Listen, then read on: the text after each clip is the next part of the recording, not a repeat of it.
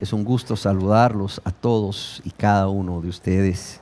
El día de hoy yo quisiera que, como lo hemos estado haciendo, me acompañaran a ese texto que está en el Evangelio según San Juan, capítulo 10, verso 9, donde el Señor Jesús dice: yo soy la puerta. Yo soy la puerta. El que por mí entrare, ¿será qué? Será salvo. Y entrará y saldrá y hallará pastos. Hemos estado hablando acerca de los 7 yo soy de Jesús y nos hemos detenido, como hemos dicho en ocasiones anteriores, en la quinta parte de estos yo soy de Jesús. Y hemos estado hablando de Jesús como la puerta a la salvación, a nuestra salvación, de la condenación eterna del infierno, imagínese usted. Pero también la puerta a la salvación de la culpa por causa del pecado y del poder que el pecado había estado ejerciendo sobre nosotros como un amo cruel. Pero también la puerta a la salvación de la ira de Dios. Pero decíamos que Jesús es mucho más que eso. Jesús es la puerta a muchas bendiciones que Dios quiere darnos en su amor y en su misericordia. Y nos hemos detenido en esta sexta bendición, que es esa vida abundante. Jesús es la puerta a una vida abundante, a una vida espiritual abundante, a una vida plena, a una vida rebosante. Y decíamos que esta vida abundante no tiene nada que ver con bienes materiales, con posesión de bienes materiales o no. Tampoco tiene que ver con el éxito y la fama que una persona pudiese haber alcanzado en esta tierra o estuviese alcanzando, ni tampoco con ausencia de tribulaciones, pruebas, tentaciones o angustias, sino que es una vida espiritual abundante primeramente por sentirse amado por Jesucristo. Y de todo esto el apóstol Pablo ha sido nuestro ejemplo. Pero no solo sentirse amado por Jesucristo, sino saber que nuestra alma, el alma de los redimidos, es muy valiosa para Cristo, al grado que dejó el cielo, dejó su gloria, dejó su trono alto y sublime y se hizo un ser humano como todos nosotros. ¿Para qué? Para morir por nosotros. El apóstol Pablo lo dice: el cual me amó. Pero no solo me amó a tal grado que valoró tanto mi alma que estaba perdida, que dio su vida por mí. Y no solo eso, sino el saber que el Señor Jesucristo dejó el cielo, dejó su gloria, se hizo hombre. ¿Para qué? No para venir a reinar sobre esta tierra como un día lo hará, sino ¿para qué? Para morir por cada uno de nosotros, para que todos nuestros pecados fuesen perdonados por Dios. Pero también hablábamos que otra fuente de una vida espiritual abundante es el saber que Dios nos ha hecho una nueva criatura, y al hacernos una nueva criatura nos ha dado el poder ¿para qué? Para vivir esa vida victoriosa, agradable a Dios. Pero también decíamos que otra fuente inagotable de vida abundante es la seguridad que el Espíritu Santo da a nuestro espíritu, a nuestro ser interior, de que somos hijos e hijas de Dios, con todo lo que esto implica en esta vida. Pero también cuando el Señor Jesucristo regrese en su segunda venida y juzgue a las naciones y juzgue a los vivos y muertos. Estábamos diciendo que también esta vida espiritual, de la cual Jesús es la puerta a través de la cual la obtenemos, es abundante por otra bendición que Dios nos da. Y es el que al ser una nueva criatura, al ser hijos e hijas de Dios, Cristo no solo nos ama, Cristo no solo valora nuestra alma como muy valiosa, Cristo no solo dejó el cielo y la gloria y se hizo hombre para morir por nosotros, Cristo no solo nos ha hecho una nueva criatura, el Espíritu Santo no solo da testimonio a nuestro espíritu de que somos hijos de Dios, sino que Cristo ha venido, óigalo bien, a morar en el creyente. Ha venido a morar en aquel que es un verdadero cristiano y una verdadera cristiana. El apóstol Pablo nos dice al respecto acerca de su vida, y lo cual es válido en la vida de todo cristiano verdadero, toda persona que realmente ha nacido de nuevo. Dice en Gálatas 2:20, con Cristo estoy juntamente crucificado, dice, y ya no vivo yo, mas vive ¿quién? Cristo en mí. Ya no vivo yo, mas Cristo vive en mí. Es decir, no solo me amó, me valoró, dio su vida por mí para perdonarme. Él mora en mí. Decíamos que Jesús mismo había prometido a sus discípulos que Él vendría a morar en todos aquellos que guardasen sus mandamientos, juntamente con el Padre.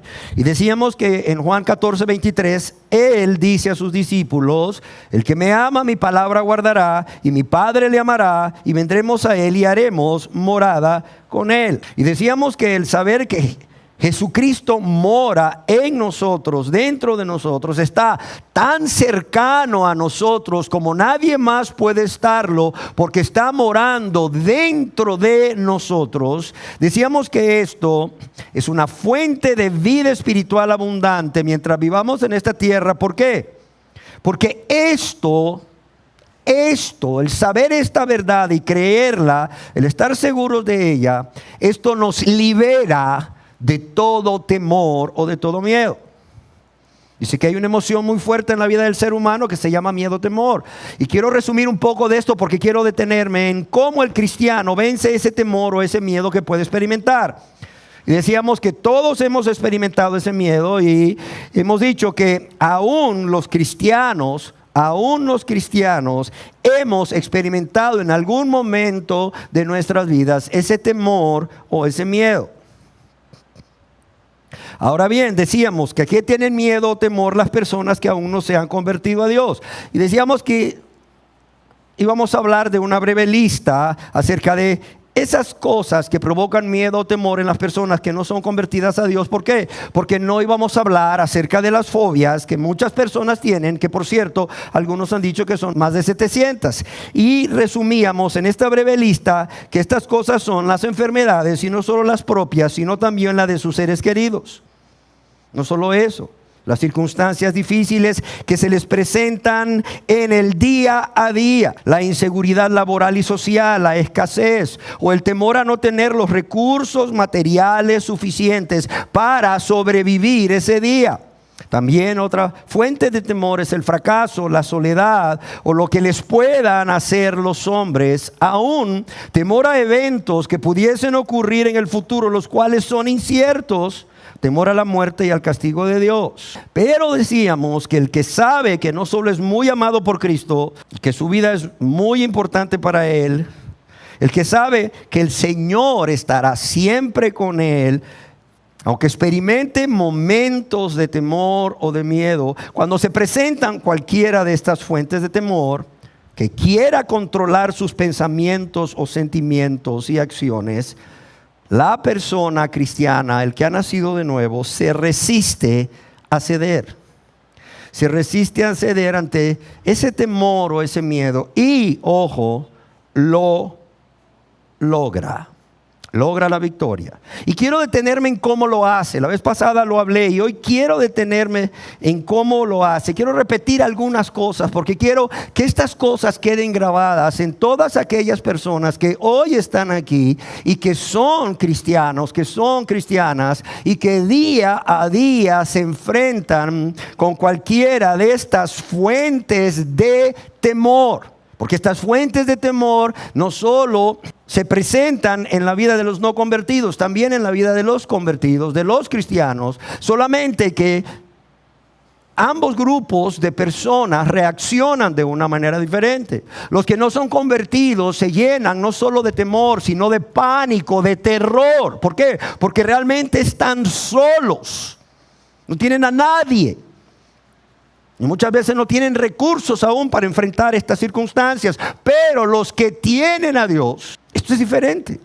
O sea, reaccionan de manera diferente. Y logran vencer ese temor, ese miedo. ¿Cómo lo hacen? Esto no es mágico. No es mágico. No creas que Dios viene con una varita mágica y ¡plin!, te toca como el hada madrina y ¡wow! Ya, no. O sea, yo quiero que lo repitamos para que cada cristiano trate de memorizarlo si es posible, para ponerlos por obra. Decíamos que en primer lugar, acude de inmediato ¿a quién? A Dios en oración y ruego. Cuando nosotros acudimos de inmediato, o sea, no dejamos esperar o no esperamos un tiempo en que ese pensamiento o ese sentimiento o ese deseo tome control de nosotros, porque ese es el problema. Cuando te enfrentas a esa fuente que produce el temor y te sientas ahí a centrar tus pensamientos, a centrar tu atención en aquello que está produciéndote temor o que te produce temor, o te sientas a centrar tu atención en el temor mismo que está generando aquello que te produce temor, déjame decirte que ese temor va a pasar a mayor intensidad y va a producir terror. Te va a paralizar. Te va a paralizar. Por tanto, en lugar de centrar tu atención en esa fuente de temor y en el temor mismo, acude, por favor, de inmediato a Dios en oración. Acude, por favor, de inmediato a Dios con toda súplica y con todo ruego. Y Dios promete que si haces eso, la paz de Dios que guardará tu corazón y tus pensamientos. ¿Sí o no? Bueno. Ahora, ¿por qué debemos acudir de inmediato a Dios en oración y ruego y no centrar nuestra atención en aquello que produce temor o en el temor mismo? Porque si realmente nos hemos convertido a Dios, si realmente somos hijos e hijas de Dios, debemos estar seguros de que nuestro Padre Celestial escucha nuestras oraciones. Es más, Dios nos dice en su palabra, el que creó el oído no oirá. El que creó el oído no oirá. Óigalo bien, si usted es un verdadero cristiano, usted debe de confiar, estar seguro que su Padre Celestial escucha sus oraciones. De modo que usted y yo podremos decir como el salmista, este pobre clamó y le oyó Jehová y le salvó, oiga bien, de todas sus angustias. Este pobre clamó y le oyó Jehová y le salvó de todas sus angustias. Salmo 34:6. Pero ¿qué más? Podemos decir también como el salmista, amo a Jehová, pues ha oído mi voz y mis súplicas, porque ha inclinado a mí su oído, por tanto le invocaré en todos mis días. Fíjese bien, dice, voy a orarle a Él, voy a clamarle a Él todos mis días. ¿Por qué? Porque amo a Jehová. ¿Y por qué? Porque ha oído mi voz y mis súplicas. Ahora, ¿de dónde viene esta seguridad, esta confianza en la vida de todo cristiano que ora a Dios? En el Salmo capítulo 34, verso 15, el rey David nos responde, los ojos de Jehová están sobre los justos. Los ojos de Jehová están sobre los justos y atentos sus oídos al clamor de ellos. Oiga esto. Y hay muchos textos, escogí uno nada más. Dice, los ojos de Jehová están sobre los justos. Dios está pendiente de lo que está sucediendo en la vida de los justos. Y no solo eso, está atento su oído al clamor de ellos. En la primera carta del apóstol San Juan, en el capítulo 5, en el verso 14 y 15, el apóstol Juan escribe al respecto, y esta es la confianza que tenemos en Él. Y esta es la confianza que tenemos en Él, que si pedimos alguna cosa conforme a su voluntad, Él nos oye. Óigalo bien, que si pedimos una cosa conforme a quién, o conforme a qué, conforme a su voluntad, dice, Él nos oye. Y si sabemos que Él nos oye en cualquier cosa que pidamos, claro está, de acuerdo a su voluntad, sabemos que tenemos las peticiones que le hayamos hecho. Y el mismo apóstol Juan, en Primera de Juan, capítulo 3, verso 22, dice al respecto: y cualquier cosa que pidiéremos, la recibiremos de Él. ¿Por qué?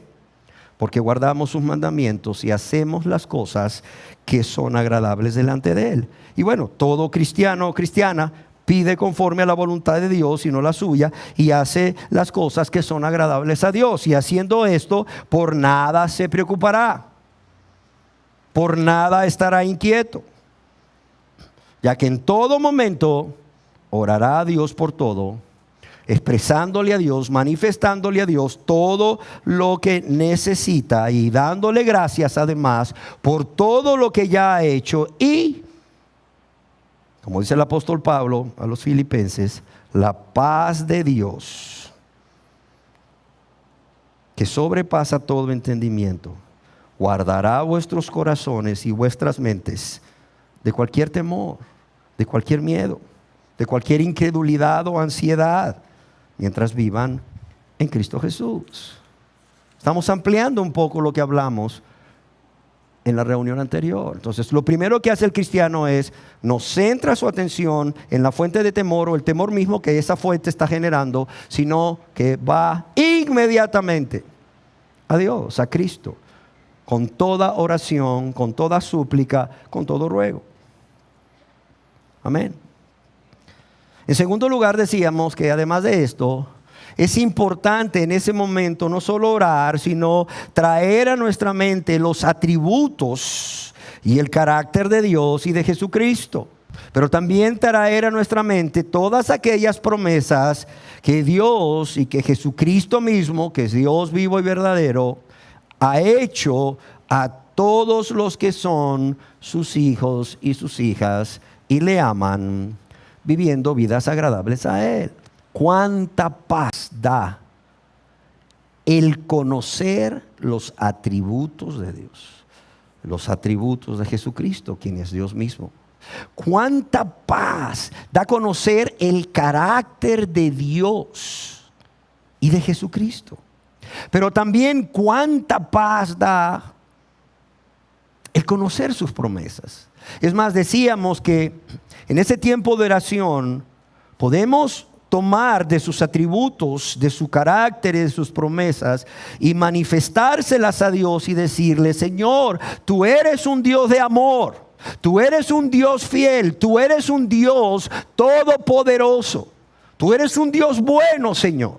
Por eso acudo a ti, por eso te clamo en este mi momento de necesidad. Pero no solo eso, decirle acerca de sus promesas. Dios, tú prometiste. Jesús, tú prometiste. Y aquí estoy, Señor, apelando a tu fidelidad. Porque no eres hombre para que mientas, Dios. Aquí estoy. Y recurrimos al carácter de Dios, a los atributos de Dios y sus promesas. Claro está que decíamos que por esta razón es de vital importancia, oiga bien, es de vital importancia que todo cristiano dedique un tiempo cada día a leer, pero no solo a leer, a meditar, a estudiar la palabra de Dios, y algunos dicen que también a memorizarla, pero bueno, eso depende ya de la capacidad que tengamos de memorizarla.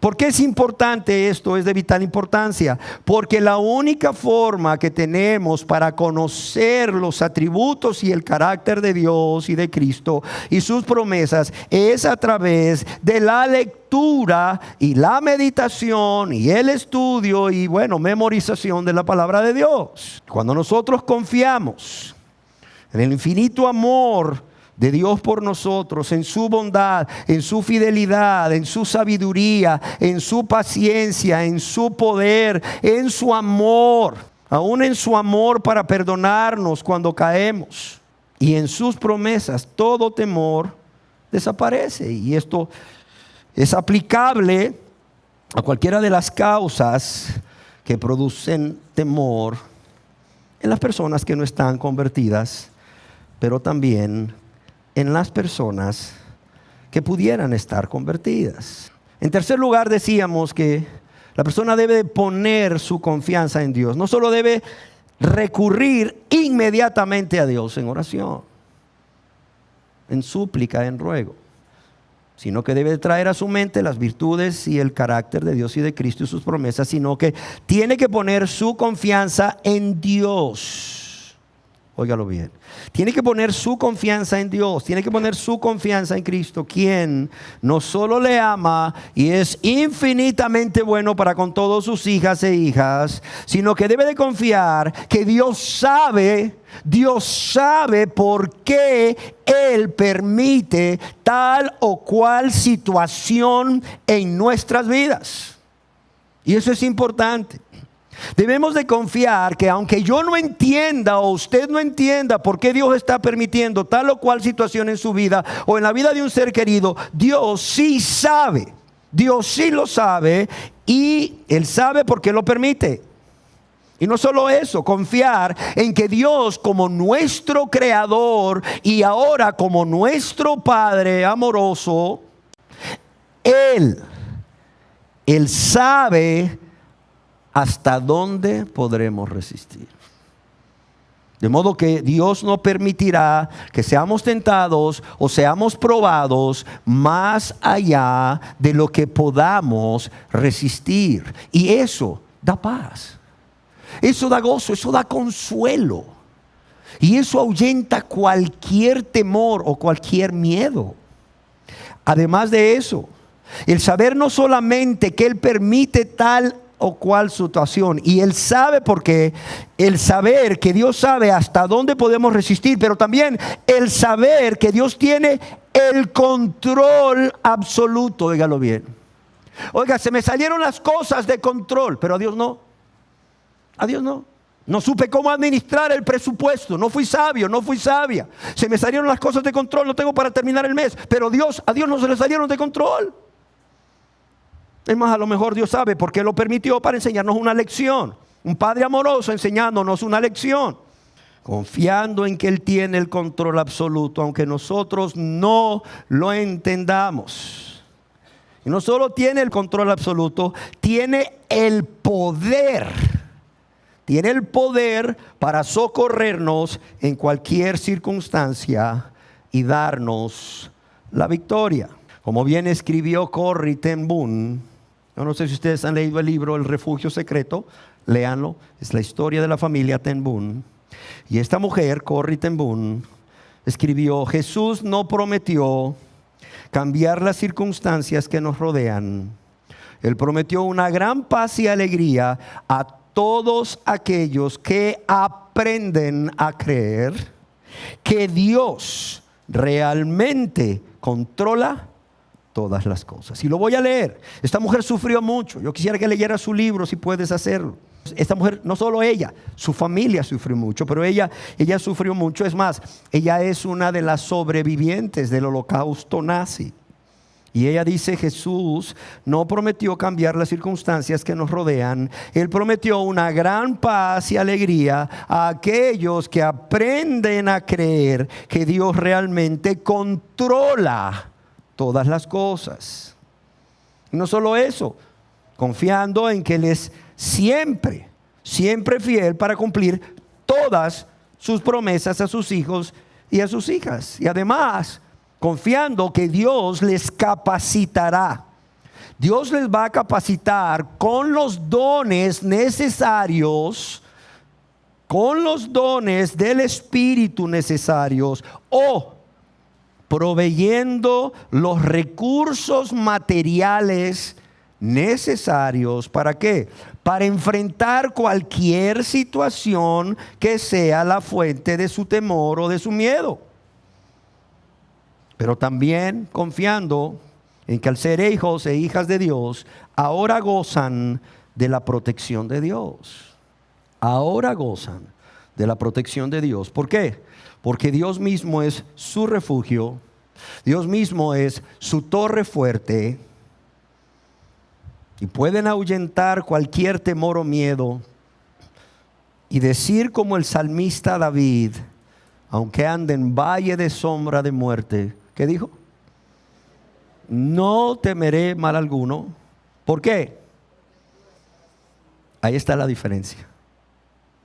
Ahí está la diferencia entre los del grupo de los que son no convertidos y los que sí son convertidos.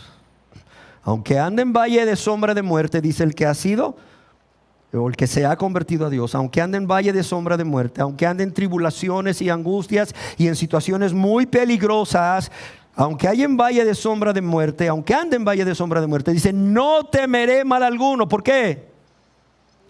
Porque yo las puedo todas. Porque yo tengo mucho dinero y mucho poder. Porque yo soy íntimo amigo del presidente de la República. No. Dice, no temeré mal alguno porque tú estarás conmigo. Tu vara y tu cayado me infundirán aliento.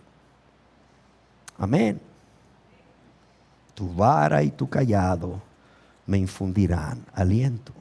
El salmista decía en el Salmo 46:1, Dios es nuestro refugio y fortaleza. ¿Pero qué más dice? Nuestro pronto auxilio, ¿en qué? En las tribulaciones.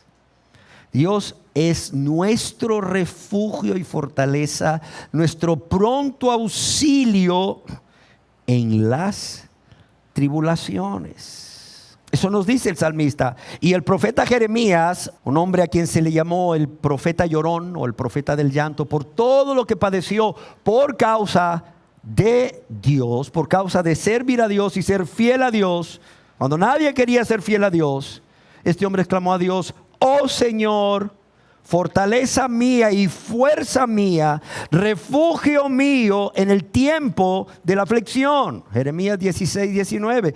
Oh Señor, fortaleza mía, fuerza mía, refugio mío en el tiempo de la aflicción. Y si nos fijamos, el cristiano no vence el temor, no porque sea muy sabio o muy inteligente, no porque sea una persona muy rica o muy poderosa o muy influyente o tenga amistades o familiares influyentes. No. Es porque él confía en Dios, él confía en Cristo. Amén. Y decíamos que en cuarto lugar, trayendo continuamente a su mente que el Señor Jesús, su Salvador, su bendito Señor y Dios, ha prometido estar con ellos todos los días. Y si eso es real, como lo es, y estamos conscientes de ello como debemos estarlo, esto va a producir en nosotros dos cosas, decíamos en la reunión anterior. Va a producir en nosotros un deseo de purificarnos, de mantenernos santos. ¿Por qué? Porque Él está con nosotros. Vamos a guardar nuestros pensamientos de darle cabida a pensamientos pecaminosos. Vamos a guardar nuestro corazón de darle cabida a sentimientos pecaminosos. Vamos a guardar nuestro corazón de darle cabida a deseos pecaminosos. Pero no solo vamos a querer caminar en santidad, porque estamos seguros, estamos conscientes de que Él, el Señor Jesús, está ahí con nosotros, sino que un gozo y una paz van a inundar nuestro ser, porque Él está ahí, que eso va a echar fuera cualquier temor y nos va a ayudar a vencer cualquier temor. Amén. De modo que, amados y amadas, cuando vengan esos temores a tu vida, deja que tu fe sea más grande que tus miedos. Y lo repito, cuando vengan esos temores a tu vida, deja que tu fe sea más grande que tus miedos. Y di a tu alma como el salmista, ¿por qué tengo miedo? Si nada es imposible para Dios, ¿por qué tengo miedo? Si nada es imposible para Dios. El salmista clamó allá en el Salmo 42:5, ¿por qué te abates, oh alma mía? Mira, el salmista, un hombre de Dios, estaba abatido, estaba turbado. Ahí estaba en angustia y el temor quería apoderarse de él. El desánimo quería apoderarse de él. Y dice, ¿por qué te abates, oh alma mía? O se dice a sí mismo, ¿por qué te abates, alma mía, y te turbas dentro de mí? ¿Por qué? Espera en Dios. confía en Dios, porque aún he de alabarle, salvación mía y Dios mío. Y así veremos que en medio de las adversidades y tribulaciones se puede vivir una vida espiritual abundante, una vida espiritual plena y rebosante, sin temor y sin miedo. Sin embargo, decíamos que hay dos tipos de temor que sí experimentan los hijos e hijas de Dios y que son de beneficio para sus vidas. Dos tipos de temor que sí pueden ser de beneficios en sus vidas. El primero de ellos es aquella sensación desagradable que surge en nosotros por el rechazo natural a las amenazas. Podríamos decir que este temor es algo instintivo que Dios ha puesto en nosotros para protegernos. Es una sensación desagradable que surge de inmediato por el rechazo natural a las amenazas. Dice que es un estado de ánimo o emoción que lleva a una persona a tratar de escapar o rehusar aquello que considera arriesgado, peligroso o dañino para él o ella o sus seres queridos, ya sea esto imaginario o real. Y al tratarse de una emoción primaria del ser humano, puede decirse que representa un mecanismo de supervivencia, representa un mecanismo de defensa, ya que gracias a este temor, el individuo o cualquier individuo puede responder con rapidez ante una situación adversa y ser guardado del peligro. Sin embargo, yo quiero decirles que esta clase de temor será beneficiosa para el cristiano siempre y cuando la persona que lo experimente no ceda también ante este temor o no se deje gobernar por él, haciendo todo lo que ya hemos hablado o poniendo por obra todo lo que ya hemos hablado. El segundo tipo de temor es el temor a Dios, o el temor de Dios, como también se le conoce. ¿Qué es el temor a Dios o el temor de Dios? Para una persona que no se ha convertido, oiga bien, para una persona que nunca se ha arrepentido de sus pecados y ha confiado en Jesús como su único y suficiente Señor y Salvador, este temor a Dios o de Dios, este es un sentimiento de terror, óigalo bien. Es un sentimiento de terror, es un sentimiento de miedo o de temor que ha crecido al 1000%. Es un sentimiento de terror, pero también podríamos describirlo como un sentimiento de horror, como un sentimiento de espanto, que incluso podría hasta producir estremecimiento de todo su ser. ¿Y por qué este temor de Dios o temor a Dios en el no convertido, en el que no es hijo o hija de Dios, es un sentimiento de terror, de horror o de espanto? ¿Por qué? Porque sabe quién es Dios. Porque lo que de Dios se conoce, Dios se lo ha revelado. Y Dios se lo ha revelado desde la creación, de modo, dice Dios en su palabra, que no tienen excusas. No tienen excusas. Dios en su infinita misericordia se ha revelado a todos nosotros, cristianos y no cristianos, criaturas y convertidos, criaturas o hijos de Dios. ¿Por qué? Por amor a nosotros, para atraernos a Él, para que nos convirtamos a Él y podamos ser, además de creación, sus hijos y sus hijas, y obtener todas las bendiciones o ser favorecidos por su buena voluntad, por su bondad. Sin embargo, la persona no convertida que ha rechazado a Dios, que ha rechazado cada oportunidad que Dios le ha dado para ser salvo, para ser salva, y que ha menospreciado el bendito y precioso Salvador y esta grande salvación que Dios ofrece, va a experimentar un terror, un horror y un espanto por cuanto sabe quién es Dios. Y no solo eso, sabe que ha ofendido a Dios y lo ha hecho de manera consciente, voluntaria, de manera egoísta, y eso le hace culpable ante Dios. y por cuanto es culpable ante Dios, reconoce que es merecedor de su castigo, como es la separación eterna de Dios, confinado en un lugar que arde con fuego y azufre, o el infierno, como tú le quieras llamar, por toda una eternidad. Por eso el temor a Dios en estas personas, o el temor de Dios, es un terror, es un horror, es un pánico, es un espanto. Jesús mismo dijo al respecto, para los que les gusta anotar, en el Evangelio según San Mateo, capítulo 10, verso 28, temed más bien, ¿a quién? A aquel que puede destruir el alma y el cuerpo, ¿dónde? En el infierno. Jesús dijo, no temáis a los que matan la carne, a los que matan el cuerpo, pero después de eso no pueden hacer nada más. Yo os diré, dice Jesús, más bien, ¿a quién debéis temer? Dice, temed más bien a aquel que puede destruir el alma y el cuerpo en el infierno. Sin embargo, para las personas que sí han nacido de nuevo, las personas que sí son cristianos, este temor no solo es beneficioso, sino que es diferente. Mientras en aquellos es un terror, horror, espanto, pánico, para ellos, para los cristianos, es una virtud.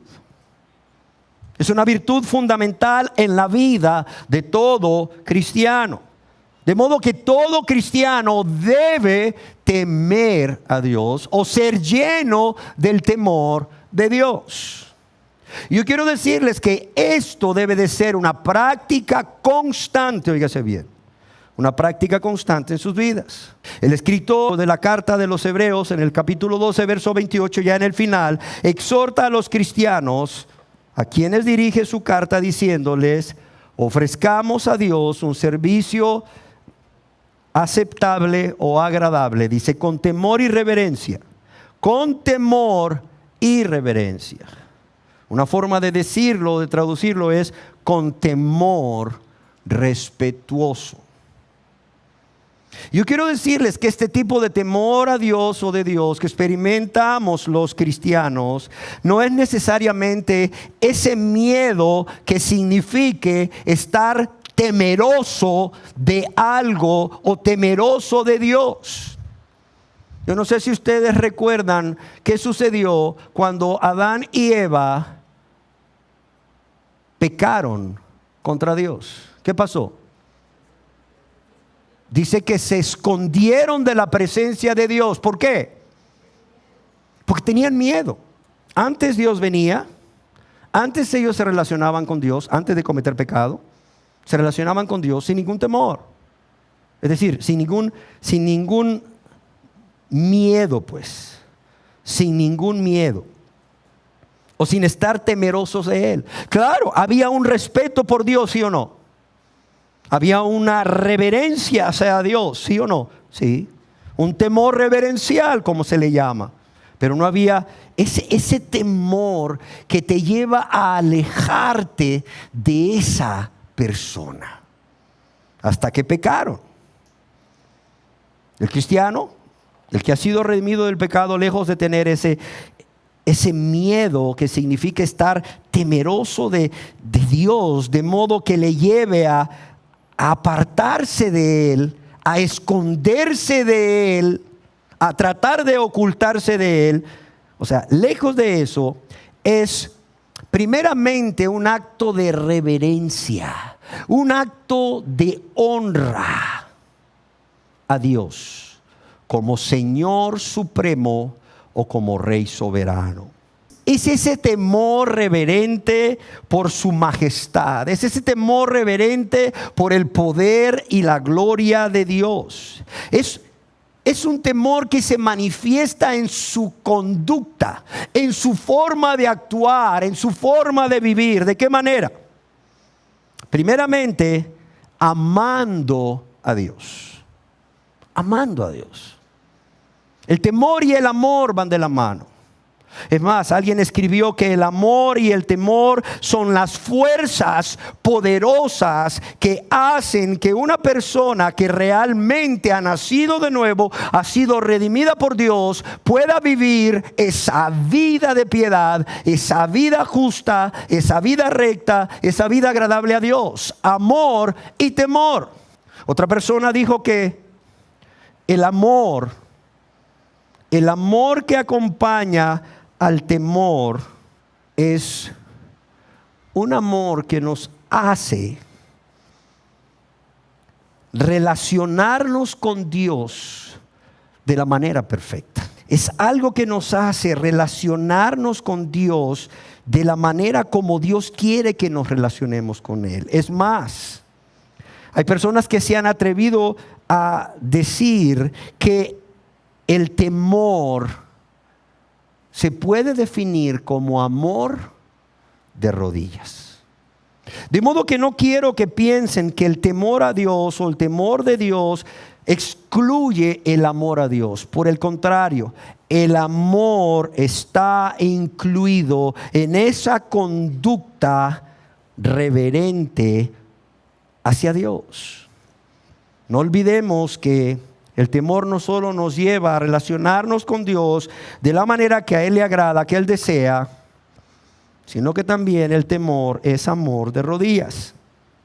Pero también esta conducta reverente incluye o se manifiesta por honrar y darle gloria y adoración a Dios, pero también expresarle gratitud por todo lo que ha hecho, por todo lo que hace y por todo lo que hará en nuestras vidas y en las vidas de nuestros seres queridos. Pero también es un respeto por su ira y su justa retribución o castigo. Fíjate todo lo que implica el temor: amor, honra, gloria, adoración, gratitud, pero también respeto a Dios, no solamente por su poder y su gloria, su majestad, sino aún por su ira y su justa retribución y castigo. Pero hay algo muy importante. Esa conducta reverente de alguien que teme a Dios o está lleno del temor de Dios va acompañada siempre de una rendición a Dios. No, yo soy temeroso de Dios, dice la gente. Yo les pregunto, ¿usted ama a Dios? Bueno, sí lo amo, pero guarda sus mandamientos. Bueno, pues no siempre, no todos. Ya. ¿Usted es temeroso de Dios? Sí. ¿Usted obedece a Dios? Bueno, no siempre. Oiga bien, el temor a Dios o el temor de Dios va acompañado de rendición, óigalo bien. Y esa rendición nos lleva a la obediencia. Y esta obediencia nos lleva ¿a qué? A una vida de santidad.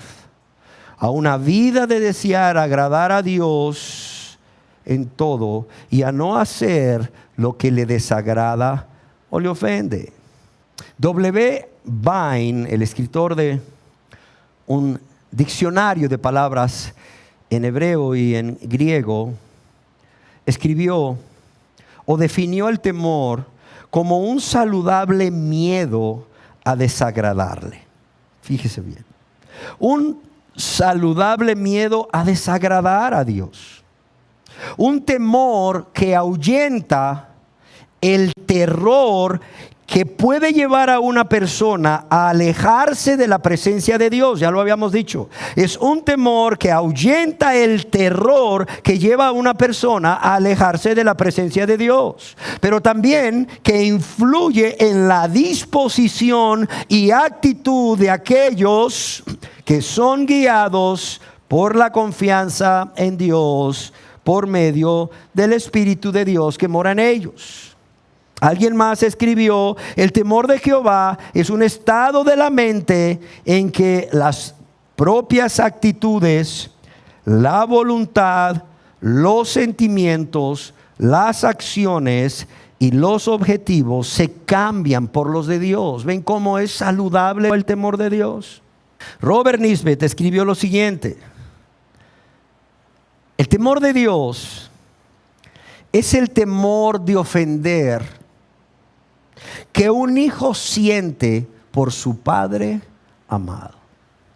Oiga bien, El temor de Dios es un temor de ofender que un hijo siente por su padre amado. Ahora entendemos por qué Dios nos dice en su palabra que con el temor de Jehová los hombres se apartan ¿de qué? Del mal, o los hombres aborrecen la maldad. ¿Por qué? Porque este temor de Dios es el temor de ofender que un hijo siente por su padre amado. Pero también es el temor de actuar de modo indigno a la bondad recibida. Es el temor de actuar de modo indigno a la bondad recibida que siente o experimenta una persona que ha sido rescatada de la destrucción.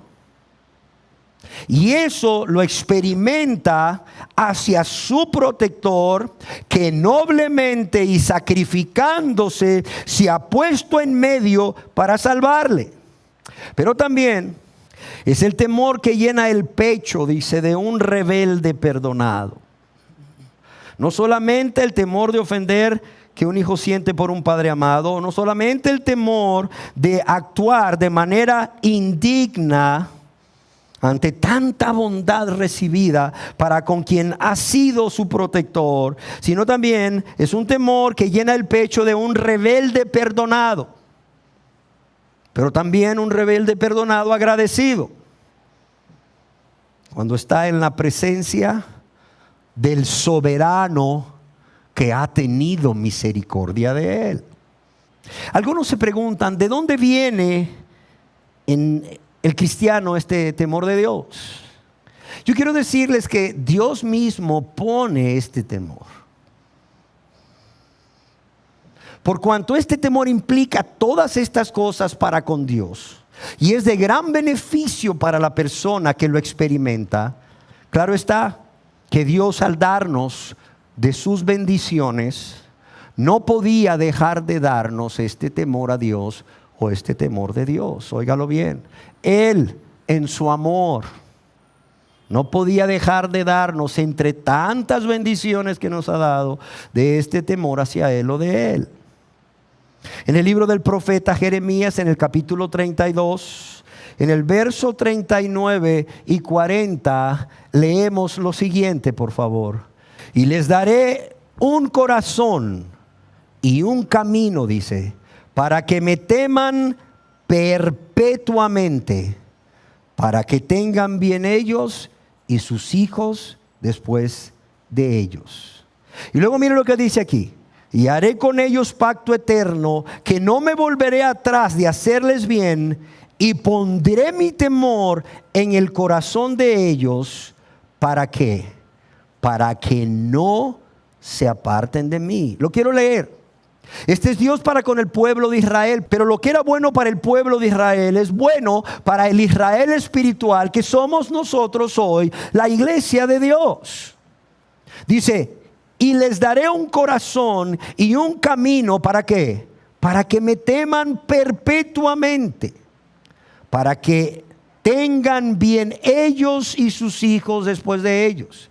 Y haré con ellos pacto eterno, que no me volveré atrás de hacerles bien, y pondré mi temor en el corazón de ellos. ¿Para qué? Para que no se aparten de mí.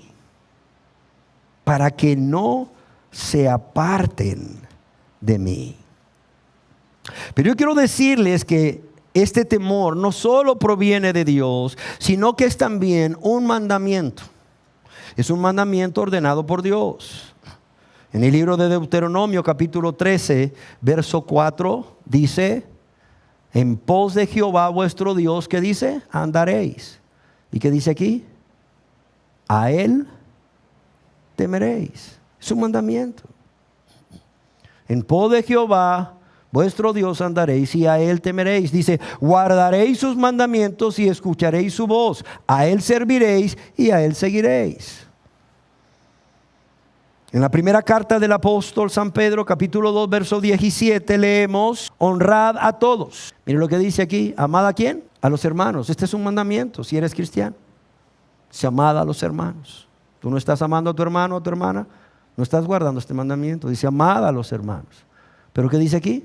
Temed a Dios. Cualquiera puede decir, bueno, pero es que lo que leímos en Deuteronomio era para el pueblo de Israel. Ya dijimos que lo que era bueno para el Israel, o para Israel, es bueno para el Israel espiritual. Ahora oigamos lo que Dios tiene que decirnos a través del apóstol Pedro a los cristianos. Dice, temed a Dios. Dice, amad a los hermanos. ¿Y qué más dice? Temed a Dios. Es más, en Apocalipsis 14:7, para los que les gusta anotar, dice el ángel a los habitantes de la tierra, temed a Dios y dadle gloria. Temed a Dios y dadle gloria. Ahora bien, ¿por qué temer a Dios? ¿Por qué temerle? Primeramente, ¿por quién es Él? Él es Dios. Él es Dios. Segundo, porque Él así nos lo ordena. Pero no solo nos lo ordena, Él pone ese temor en nosotros para que podamos cumplir con este mandamiento. Pero también porque va acompañado de muchas bendiciones. Óigalo bien, va acompañado de muchas bendiciones. ¿Y cuáles son estas bendiciones? La primera de ellas es que el temor de Jehová es fuente de vida.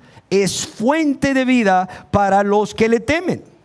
En Proverbios 14:27 se nos dice, el temor de Jehová es manantial de vida, es fuente de vida. Y cuando está hablando de manantial, está hablando de algo que continuamente está fluyendo. Es fuente de vida continua. ¿Para qué? Para apartarse de los lazos de la muerte. Otros lo traducen, y aleja al hombre de las redes de la muerte. Entonces el temor de Jehová primeramente es fuente de vida continua a los que le temen, y aleja al hombre de las redes de la muerte. La segunda bendición es que Dios se complace en los que le temen. Óigalo bien. Así como el Señor está airado todos los días con el impío, así como está airado todos los días con el impío, y si no se arrepiente, dice ahí el Señor en el Salmo 7:11, dice, y si no se arrepiente, él afilará su espada, armado tiene ya su arco y lo ha preparado. Dios es juez justo y Dios está airado contra el impío todos los días. Dice, y si no se arrepiente, él afilará su espada, armado tiene ya su arco y lo ha preparado. Y asimismo ha preparado armas de muerte, y ha labrado saetas ardientes. O sea, así como para el impío Dios tiene esta actitud, vemos que para el que teme a Jehová, Dios se complace en él. ¿Y qué quiere decir se complace? Se agrada, se aleita, se deleita cuando esta persona viene ante su presencia. Es más, cuando Dios va a esta persona, se agrada de él. Dios está agradado de él. Es como si Dios dijera, mira, me cae súper bien. Me encanta estar con él. Me encanta platicar con él. Me gusta oírlo hablar cuando me platica. Me encanta. Eso es lo que quiere decir se deleita o se complace. En el Salmo 147:11 leemos, se complace, se agrada, se alegra, se deleita Jehová en los que le temen. Y en el libro de los Hechos, capítulo 10, verso 35, leemos al respecto, sino que de toda nación se agrada a Dios del que le teme y hace justicia. La tercera bendición es que Dios se compadece o tiene misericordia de los que le temen. Salmo 103:13. Como el padre se compadece de los hijos. Me encanta esta figura que utiliza. Es la figura de un padre amoroso, tierno, que tiene compasión, que sus entrañas se mueven a ayudar a aquel hijo que lo ve en grande necesidad o en cualquier necesidad. Eso quiere decir, como el padre se compadece de los hijos, se compadece Jehová de los que le temen. Más adelante dice, porque sabe que somos polvo. Aunque nosotros se nos olvide que somos seres limitados, que somos seres mortales, a Dios no se le olvida, y me encanta que no se le olvida, porque así como a un padre se le mueven las entrañas y es movido a misericordia, o se le conmueven las entrañas y es movido a misericordia cuando ve a un hijo que está en una necesidad porque no puede resolver esa situación. Así dice el Señor, es como un padre con sus hijos, tierno y compasivo. Dice el Señor, es como un padre con sus hijos, tierno y compasivo con los que le temen. Y en el Salmo 103:17 leemos: mas la misericordia de Jehová es desde la eternidad hasta la eternidad. ¿Sobre quién? No, pues sobre todos. No. Dice sobre los que le temen. Anótelo por favor y lo busque en casa si quiere. Salmo 103:17. Mas la misericordia de Jehová es desde la eternidad y hasta la eternidad. ¿Sobre quién? Sobre los que le temen, dice. Bueno, aquí vemos que la misericordia de Dios no tiene ni límites, o sea, ni en volumen ni en tiempo, porque así como Dios es eterno, su misericordia es eterna. Y los que le temen, ¿saben qué se nos está diciendo aquí? Que van a ser bendecidos por su misericordia siempre. ¿Por qué? Porque su misericordia nunca se acaba, nunca se agota. Y por más gentes que se convierta a Dios, por más personas que se conviertan en el mundo, hijos e hijas de Dios, y vengan a clamar a Dios por su misericordia, la misericordia de Dios no se va a agotar. ¿Por qué? Porque es desde la eternidad hasta la eternidad. Y por tanto, tú puedes confiar de que vas a ser bendecido por Dios, favorecido por Dios, por su misericordia, por su compasión. Esa es una bendición de los que temen a Dios. La cuarta es: sus deseos son satisfechos por Dios. Sus deseos son satisfechos por Dios. Pero aquí, ojo, quiero aclarar que Dios satisface los deseos de los que le temen en primer lugar. Y cuando hablamos de los que le temen es de los que le aman, de los que le respetan, de los que le obedecen, de los que están agradecidos con Él, de los que le dan honra, gloria y alabanza. ¿Sí o no? Dios satisface los deseos de los que le temen siempre y cuando sean de acuerdo a su voluntad. Y por cierto, no esperes que lo satisfaga en tu tiempo. A veces si Dios ve que tu necesidad es urgente, apremiante, pues Dios te responde en ese momento. Puede ser que otras veces espere un día, 2 días, 5 días, 10 días, no lo sé. Pero una cosa sí te diré, que si tus deseos son conforme a la voluntad de Dios y confías que Dios te los concederá a su tiempo, no al tuyo ni al mío, tus deseos y los míos, si tememos a Dios, van a ser satisfechos por Dios. El rey y salmista David dice en el Salmo 145:19: cumplirá el deseo de los que le temen. ¿Cuál es la quinta bendición? Dice: Dios oirá el clamor de ellos. Dios oirá el clamor de ellos. Dios nos confirma esto nuevamente a través del salmista David, ahí en el Salmo 145:19, donde nos dice que no solamente cumplirá el deseo de los que le temen, sino oirá asimismo su clamor de ellos y los salvará. La Biblia de las Américas lo traduce: también escuchará Dios su clamor y lo salvará. Otra versión dice: oye sus gritos de auxilio y los rescata. Ahora bien, qué gran diferencia hay con los que son hijos e hijas de Dios que le temen, con los que no son hijos o hijas de Dios y no le temen. Por cuanto estos últimos pueden llorar, pueden gemir, pueden rogar, pueden suplicar a Dios, pero a causa de sus pecados de ellos, Dios ha volteado su rostro. ¿Para qué? Para no oírles. ¿Qué diferencia? Para con los que temen a Dios, Él oirá el clamor de ellos y los salvará. Oye sus gritos de auxilio y los rescata. Para los que no temen a Dios, porque no se han convertido a Dios, Dios ha volteado su rostro. ¿Para qué? Para no oírles. Y yo hablo con muchas personas que están viviendo una vida de pecado, aunque digan que son cristianos, pero están viviendo una vida de práctica de pecado, que me dicen llenos de angustia: es que yo siento que Dios no me escucha. Yo clamo y siento que Dios no me escucha. Y es que realmente y tristemente Dios no les está escuchando, porque ha volteado su rostro para no oír. No me hables, no me hables. La sexta bendición de temer a Dios es que Dios cuida. Fíjense todo lo que hemos visto. Una más: Dios cuida a los que le temen. Salmo 33, 18. He aquí el ojo de Jehová sobre los que le temen, o bien, pero el Señor cuida a los que le temen. Y en el Salmo 34, versos 7 al 9 leemos: el ángel de Jehová acampa alrededor de ¿quién?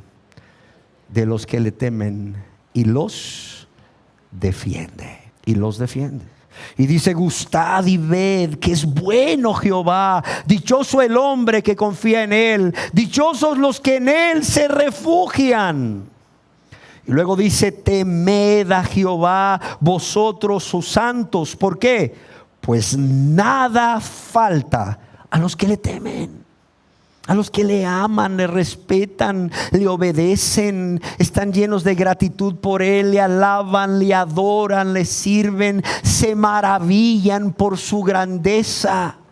¿Cuál es la séptima bendición? Dice: será bendecido, es decir, verá la bondad, experimentará en su vida la buena voluntad de Dios sobre sus vidas.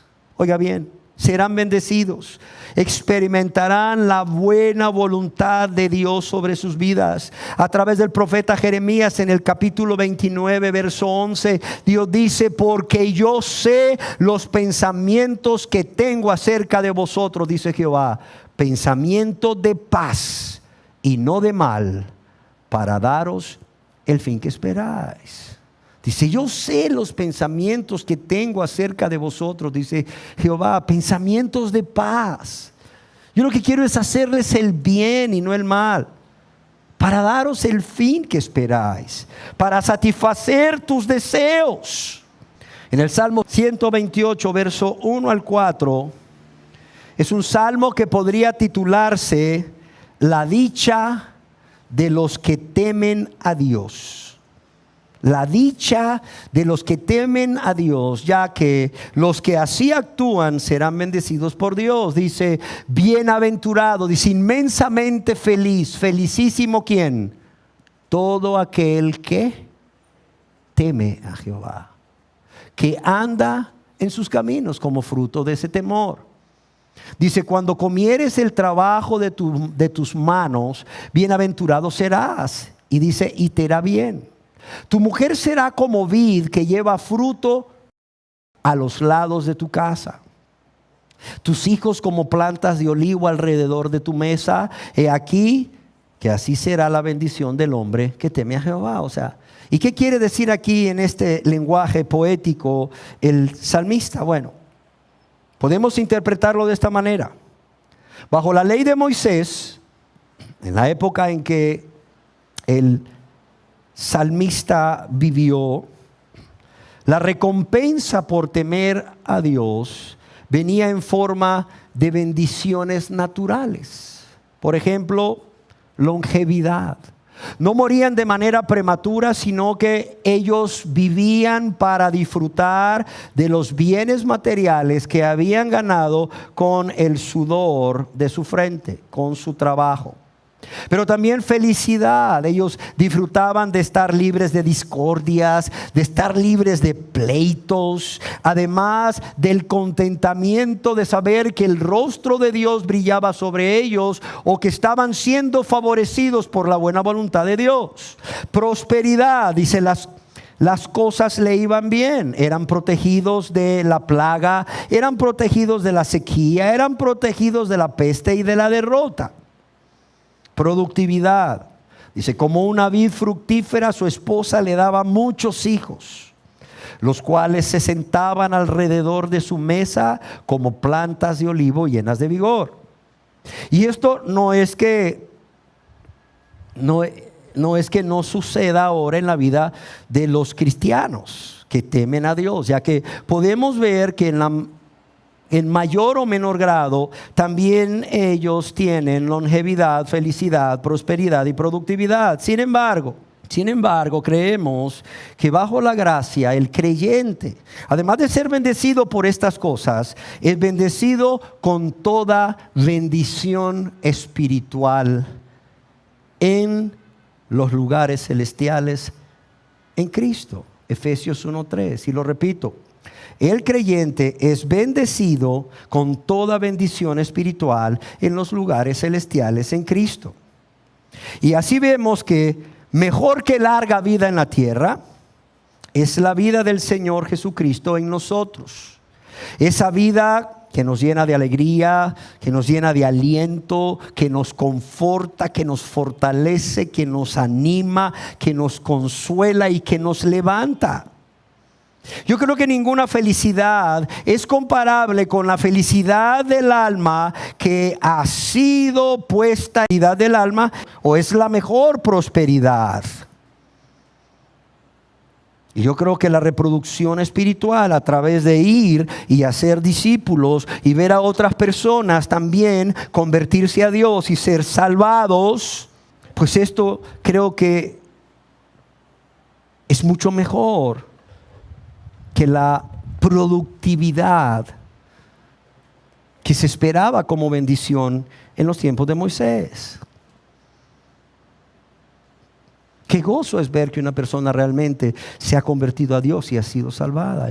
Y que este hombre o esta mujer esté influyendo en su matrimonio y esté influyendo en su familia. Y que su familia realmente se ha interesado en buscar a Dios y en convertirse a Dios. Y luego toda la familia alaba y adora a Dios. Vive para amar a Dios y servirle a Dios. Claro, esta es la prosperidad del alma y la reproducción espiritual.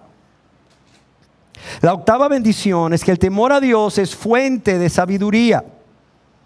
En el Salmo 111, Salmo capítulo 111, verso 10 leemos: el principio de la sabiduría es el temor de Jehová, o buen entendimiento tienen todos los que practican sus mandamientos. Lo repito, el principio de la sabiduría es el temor de Jehová, y buen entendimiento tienen todos los que practican sus mandamientos. Amados, no hay sabiduría que venga de Dios si no hay temor de Dios. Yo luego veo a los padres de familia pidiéndole a Dios: ayúdame, guíame, dame sabiduría.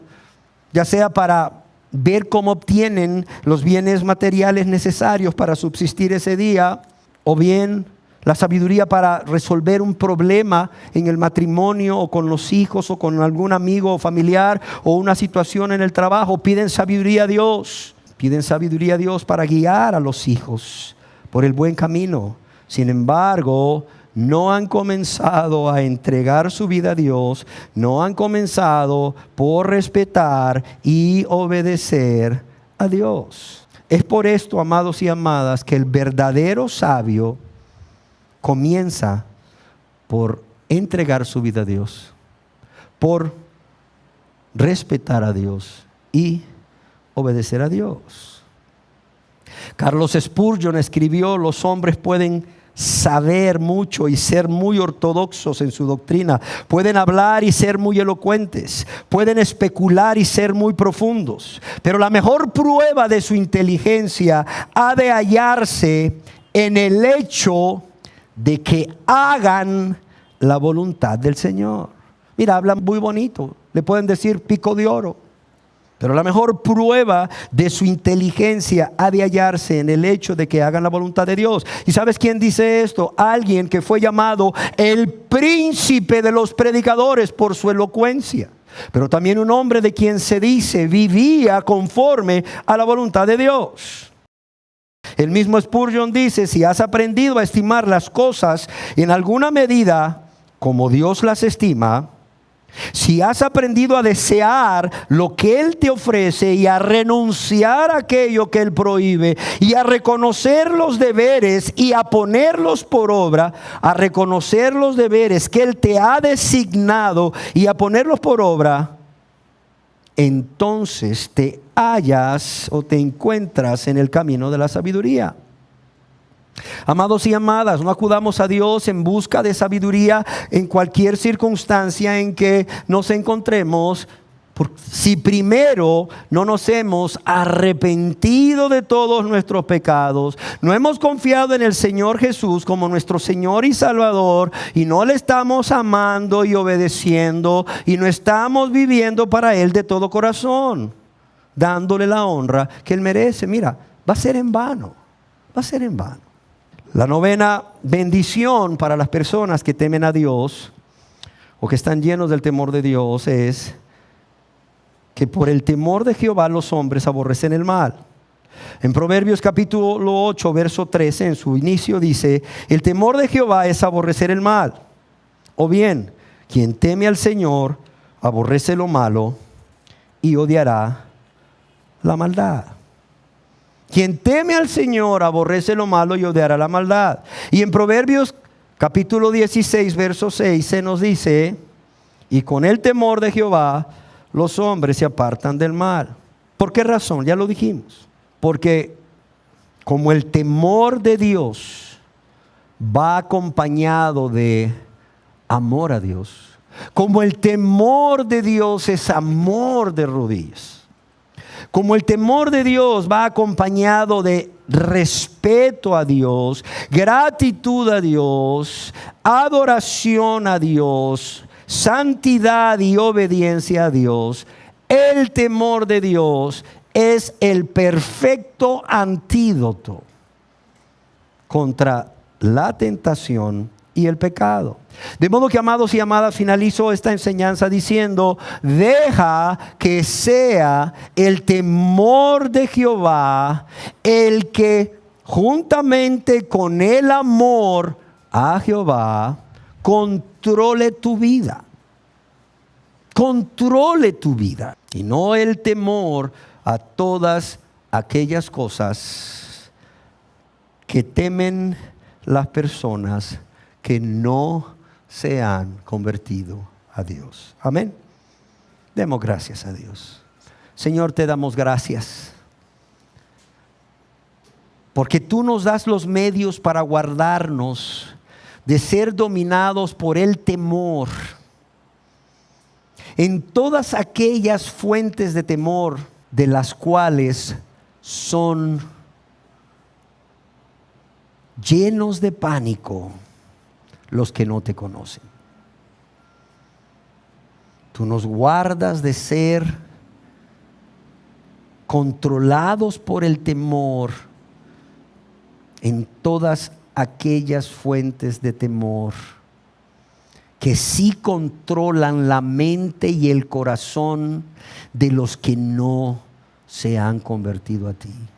Pero también gracias por ese temor que tú has puesto como un instinto en nosotros para guardarnos del peligro, siempre y cuando no nos dejemos gobernar aún por ese temor, Señor, que es beneficioso.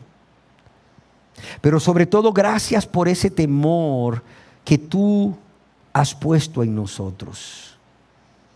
Que tú has puesto en nosotros para que no nos apartemos de ti.